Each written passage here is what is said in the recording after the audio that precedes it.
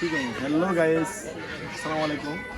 আমরা কুমিল্লা থেকে অনেক দূর চলে আসছি আজকে চান্দিনার উদ্দেশ্যে।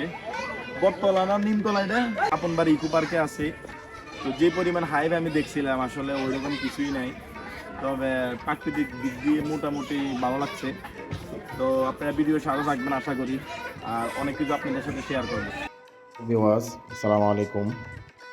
নতুন আরেকটা ভিডিও নিয়ে চলে আসছে আপনাদের সাথে। জায়গাটা দেখে চিনতে পারতেছেন, এটা হচ্ছে ঢাকা চট্টগ্রাম হাইওয়ে রোড। আমরা এই মুহূর্তে আছি বিশ্ব রোড ফ্লাইওভারের উপর দিয়ে যাচ্ছি।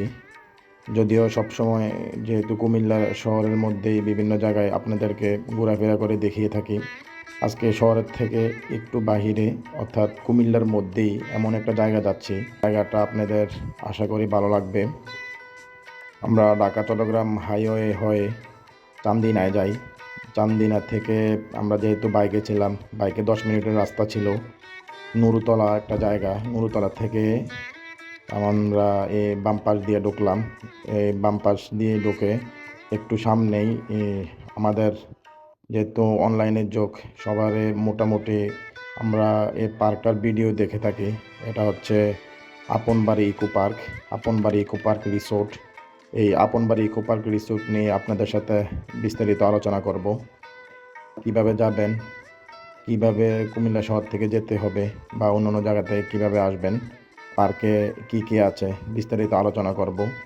তো ভিডিওটি ফুল কন্টিনিউ করতে থাকবেন, আশা করি আপনাদের ভালো লাগবে।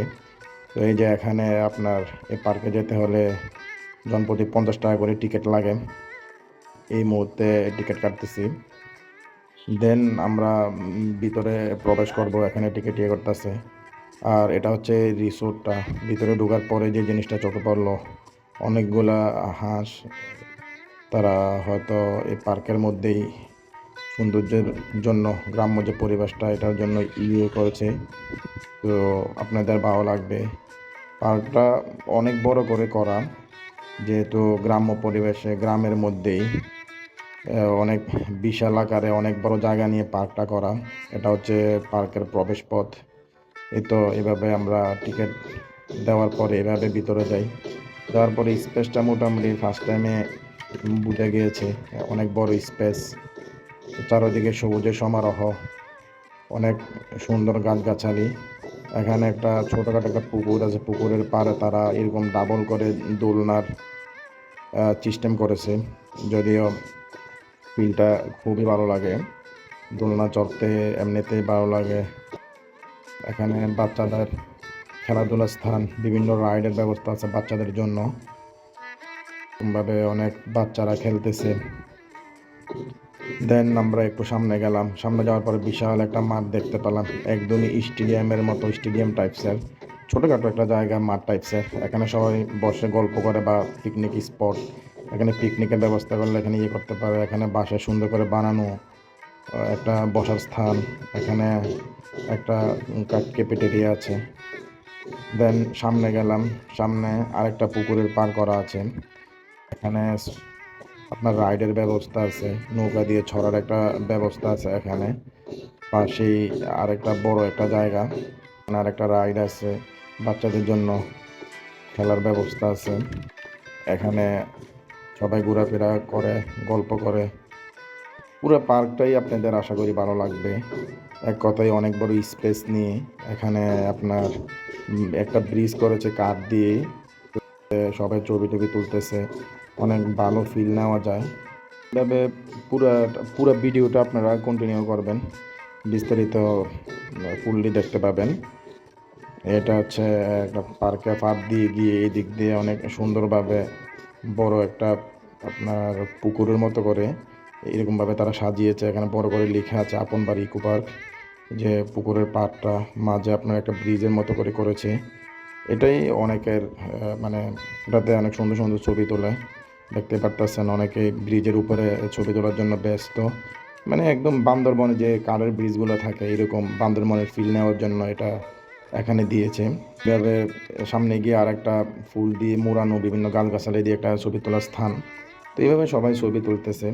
এই তো আপনবাড়ি ইকো পার্ক, অনেক বড় করে লেখা, অনেক সুন্দর।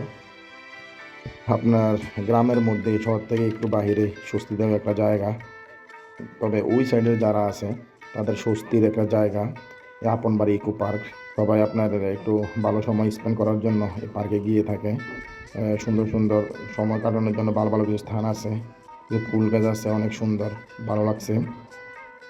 তো আমরা কুমিল্লা থেকে কিভাবে যাব? কুমিল্লা বিশ্ব রোড থেকে আমরা চান্দিনায় যেতে হবে। ফার্স্ট টাইম এই পার্কে যেতে হলে চান্দিনা থেকে দেন আমরা যেহেতু বাইকে ছিলাম, বাইকে আমাদের 10 মিনিটের রাস্তা ছিল নুরুতলা।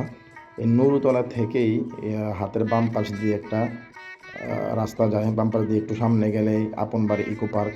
আপনারা সবাই আমন্ত্রিত, পার্কে যাইতে পারেন, ঘুরে আসতে পারেন, আপনাদের ভালো লাগবে গ্রাম্য পরিবেশে। দেন কিছু ভালো ভালো সময় স্পেন্ড করতে পারবেন। যদিও অনেক বৃষ্টি ছিল ওই দিন, তারপরও যেহেতু ঘুরতে যাবই, এত বৃষ্টির পরেও সব বাধা উপেক্ষা করে আমরা ঘুরতে গিয়েছিলাম। আসলে ঘুরার নেশা কি আর ছাড়া যায়? যত কিছুই হোক, ঘুরতে গেলাম, আপনাদের সাথেও কিছু শেয়ার করলাম। ভিডিওটি যদি ভালো লেগে থাকে অবশ্যই লাইক, কমেন্ট, শেয়ার করবেন, পাশে থাকবেন, আর বেশি বেশি সাপোর্ট করবেন এরকম নতুন নতুন জায়গা, নতুন নতুন ভিডিও পেতে হলে। দেন এখানে একটা ঝর্ণার ব্যবস্থা আছে। ফার্স্ট টাইম ঝর্ণাটা দেয় নাই, বৃষ্টি ছিল, যার কারণে বিকেলবেলা আমরা আসার ঠিক আগ মুহূর্তে যেহেতু ইয়েটা দিয়েছিল ঝর্ণাটা, তো ঝর্ণার একটা নিলাম। এখানে রিসোর্টের ব্যবস্থা আছে, আপনবাড়ি ইকো পার্ক রিসোর্ট। এটা হচ্ছে রিসোর্টটা, অনেক সুন্দর রিসোর্ট, পার্কের সাথে ঠিক গ্রাম্য পরিবেশে ভালো ফিল নিতে পারবেন। তো সবাই ভালো থাকুন, সুস্থ থাকুন, আল্লাহ হাফেজ।